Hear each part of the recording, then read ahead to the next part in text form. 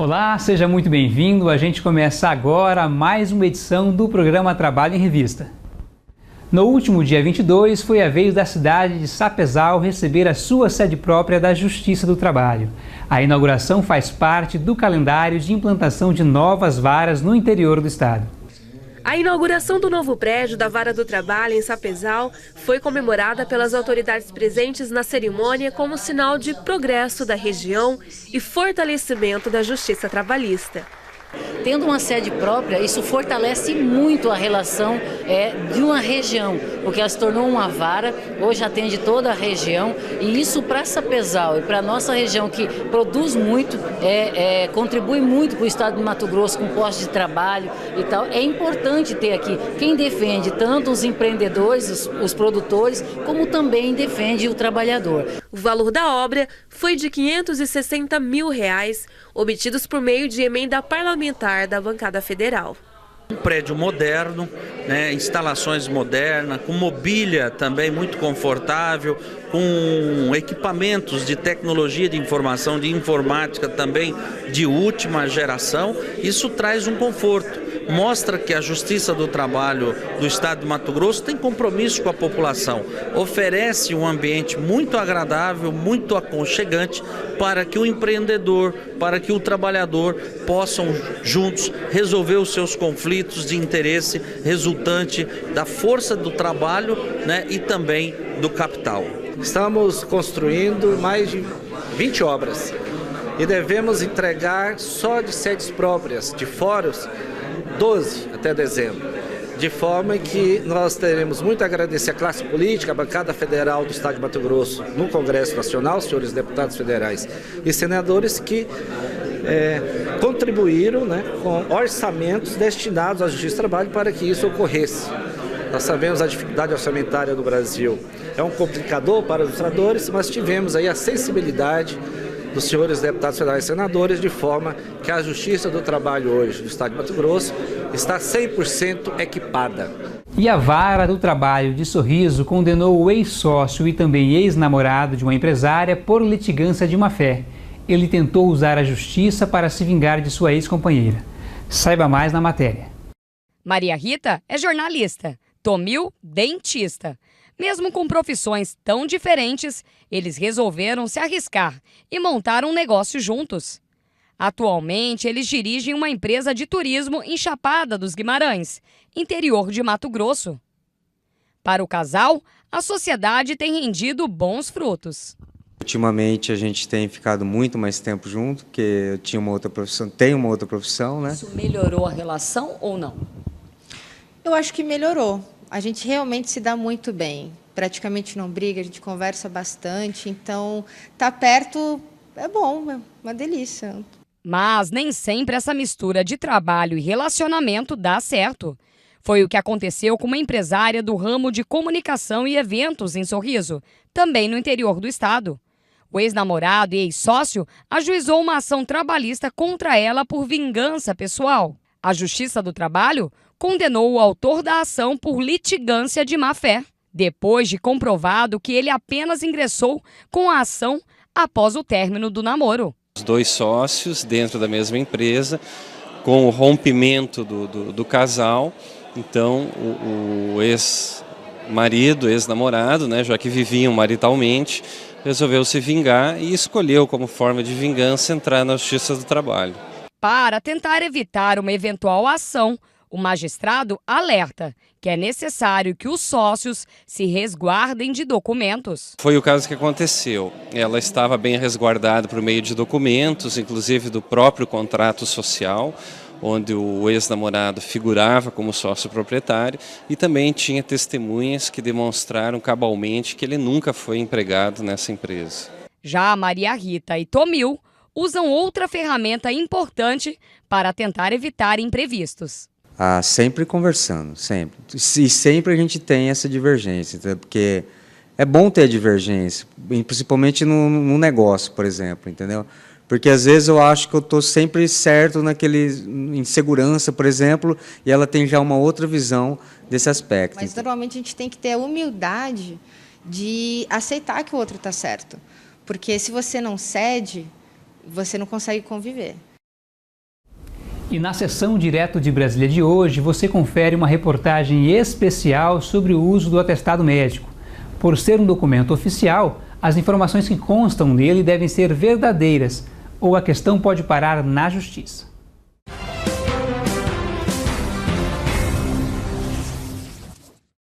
Este especialista explica: atestado médico é coisa séria e qualquer alteração é considerada ilegal. Além também de ser considerada crime, a falsificação pode trazer prejuízos ao trabalhador. Pede 13º proporcional, pede as férias proporcionais, pede a multa do FGTS e não pode também levantar o FGTS, nem tem direito ao requerimento de seguro-desemprego. Um ex-empregado de uma loja de departamento em Sergipe perdeu tudo isso. Ele, por meio de atestado médico, conseguiu autorização para ficar um dia afastado do trabalho, mas rasurou o documento, alterou o prazo para uma semana. Por conta da falsificação, ele foi demitido por justa causa. Mesmo assim, ele entrou na justiça, pedindo para receber as verbas rescisórias, porque, segundo ele, a punição teria sido excessiva.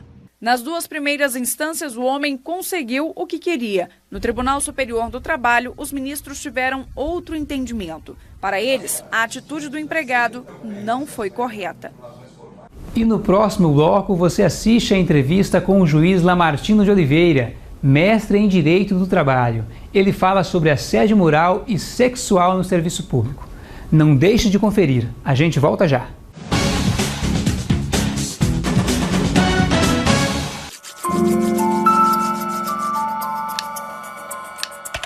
Você é nosso convocado para participar do maior evento do Poder Judiciário.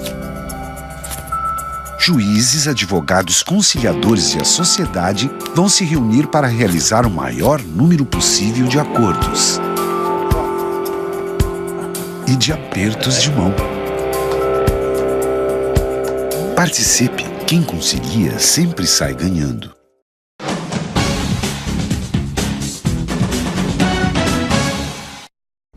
Estamos de volta com o programa Trabalho em Revista. Os assédios sexual e moral no trabalho trazem consequências negativas não somente para quem os sofre, mas atinge todo o ambiente. No caso do serviço público, como identificar a sua ocorrência e como enfrentá-la? Para responder essas e outras dúvidas, a gente recebe hoje o juiz do trabalho, Lamartino França de Oliveira, mestre em Direito do Trabalho. Doutora Lamartino, obrigada pela sua presença aqui. No serviço público, doutor, o que é o assédio sexual? Ele diferencia do que a gente vê no ambiente de trabalho da iniciativa privada? Não, são seres humanos, tanto lá no serviço público ou serviço privado. A forma de assédio é semelhante, a característica do assédio, o conceito de assédio está sempre presente. O assédio não é nada novo, o assédio já existe desde que o mundo é mundo. O que se tem hoje é um olhar mais atento para o assédio, com base em princípios como a dignidade da pessoa humana, passou-se a cuidar mais do interior das pessoas, essa violência psicológica que o ambiente de trabalho às vezes proporciona, né, e desagrada as pessoas, colocando em risco o emprego ou degradando o ambiente de trabalho com esse tipo de terror psicológico. Doutor, esse novo olhar que o senhor está falando, quer dizer, não é uma coisa nova, mas há um novo olhar sobre ela, é porque a gente passou a ser menos tolerante com o assédio e mais, as pessoas ainda não acham normal, por exemplo, colocar apelidos, fazer brincadeiras jocosas. Isso é assédio? Se for reiterado, pode ser assédio. Que a questão do assédio é que as pessoas pensam que qualquer ato é um assédio. Não é. Um dos requisitos para ser considerado assédio é que ele seja reiterado, uma conduta negativa reiterada. Ou seja, ela tem que persistir de um determinado tempo. Não existe, de repente, um ato só ser considerado assédio. É da figura tipo que ele seja reiterado. Tá? E no caso do serviço público, como é que se identifica a ocorrência? Se há uma característica especial no caso do serviço público, de servidores públicos? Há uma diferença brutal aí. Enquanto a iniciativa privada, o assediado pode, de repente, pedir conta ou entrar com uma ação de rescisão indireta para romper, para cessar essa violência psicológica no trabalho, no serviço público não. As pessoas estudam, sonham em entrar em serviço público e depois almejam a estabilidade. uma tranquilidade, se aposentar naquele serviço público. E aí é que pode gerar o campo principal para o assédio acontecer. Essa estabilidade fará com que várias pessoas, né, atuando no mesmo ambiente de trabalho por longo tempo e de repente com chefias que trocam, já que o critério às vezes para chefias é um critério mais político do que de concurso público, são pessoas que têm uma função tipo político, deputado, ou pessoas que estão transitoriamente na administração, há uma possibilidade maior de assédio, né? E por essa possibilidade maior de assédio faz com que essa pessoa não peça conta, não tenha como sair, e aí ela se torna o quê? Vítima desse ambiente de trabalho. E aí começa a surgir doenças do mundo de hoje, são doenças psicológicas, depressão e outras doenças do tipo. E como enfrentar, doutor? Porque eu imagino que, pelo que o senhor disse, no serviço público seja mais difícil enfrentar, então, esse caso. Porque um chefe, um assediador, que na iniciativa privada, se há uma política da instituição, né, da empresa, de não tolerar esse tipo de assédio, ela pode, inclusive, demitir, tirar o chefe daquele ambiente. E no caso do serviço público, há a estabilidade, como o senhor disse. Existem algumas maneiras de se enfrentar. A primeira é você convencendo o teu sindicato, a tua categoria, o seu ente associativo, a forçar com que o órgão público, que a administração pública crie mecanismos de apuração, crie sindicâncias, crie mecanismos que façam com que se exponha que naquele serviço público existe sim essa figura maléfica do assédio moral e do assédio sexual. Depois disso, você tem um procedimento, seguir exatamente o que está no procedimento, sem com isso expor a figura do assediante ou do assediado ao público até que se tenha a verdadeira apuração. Por quê? Porque de repente nós podemos colocar alguém que foi acusado de assediante e de repente ficou provado que não foi, né? Ou de repente você expõe a figura do assediado e esse também poderá ser motivos de chacotas e de mais assédio. Porque se de um lado é verdade que nós temos muito assédio no serviço público, assédio moral e também assédio sexual, por outro lado nós temos uma vitimização. O que seria a vitimização?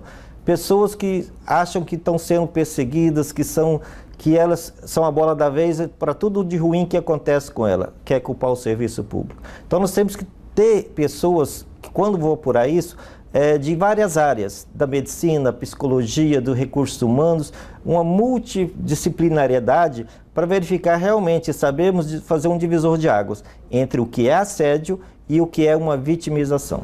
Doutor, e além dessas políticas que o órgão público pode adotar, há legislação específica para o serviço público? Existe. Nós poderíamos pegar, por exemplo, em município, Sorriso, no Mato Grosso, foi o primeiro município que criou uma lei específica de assédio. É uma lei muito bem feita, muito bem... Só que está há 8 anos essa lei e não tem ainda uma regulamentação. O Estado de Mato Grosso tem no Estatuto do Servidor Público de Mato Grosso que é proibido o assédio moral e sexual. Mas, infelizmente, não se diz qual é a punição e nem qual é a forma, ou seja, falta regulamentar, o mesmo problema de Sorriso. Do âmbito federal também nós temos a mesma problemática, nós temos já a previsão esparsa, né, de que é vedado o assédio, é proibido o assédio, mas também falta o quê? Falta essa regulamentação. Na verdade, falta interesse público, né, mas aí os sindicatos deveriam provocar esse ente público para que reconheça que essa chaga existe. Que é uma chaga que, se de repente ela não deixa a amostra no teu corpo físico a ferida, internamente ela está provocando e está destruindo o ambiente de trabalho de muitas pessoas que estão deixando de ser produtivas para ir passar por uma clínica para um tratamento psicológico. Juiz Lamartino França de Oliveira, muito obrigada pela sua participação, por todas essas informações. E assim a gente termina o nosso programa desta semana. Para você revê-lo a qualquer momento, acesse a página do TRT na internet e clique no link Vídeos. O programa também está disponível no YouTube, no endereço que aparece aí na sua tela. Aproveite para curtir o Facebook do Tribunal e seguir o Twitter e assim ficar por dentro das notícias da Justiça do Trabalho em Mato Grosso. Obrigada e até o próximo programa.